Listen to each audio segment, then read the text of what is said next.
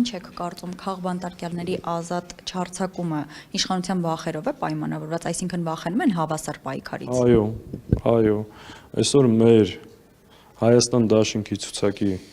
առաջին 30-ից 2 հոգին գտնվում են անազատության մեջ։ Այսօր Բագրատ Սրբազանը գտնվում է անազատության մեջ։ Այսօր Սամվել Կարապետյանը գտնվում է անազատության մեջ։ Եվ բազմաթիվ ներեմ բոլոր նրանք, Վարդան Ղուկասյանը գտնվում է անազատության մեջ, բոլորի անունները հիմա շատ երկար այդ ցանկը չեմ տալիս։ Սա ինչ է նշանակում։ Հենց նույն քաղբանտարկյալների ազատ արձակման պահանջով ընդդիմությունը միասնական ասելիք ունի թե ոչ։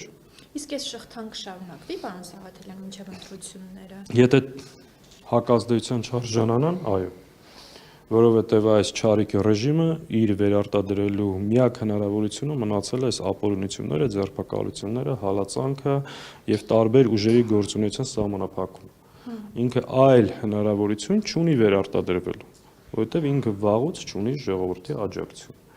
Հետևաբար ինքը գնում է այս ճանապարհով։ Փառք Աստծո, այսօր ընդդիմության միասնական քվեն շատ ավելի մեծ է, քան իշխանությանը։ Այստեղ արդեն ինչ է մնում։ Համապատասխան վերահսկողություն,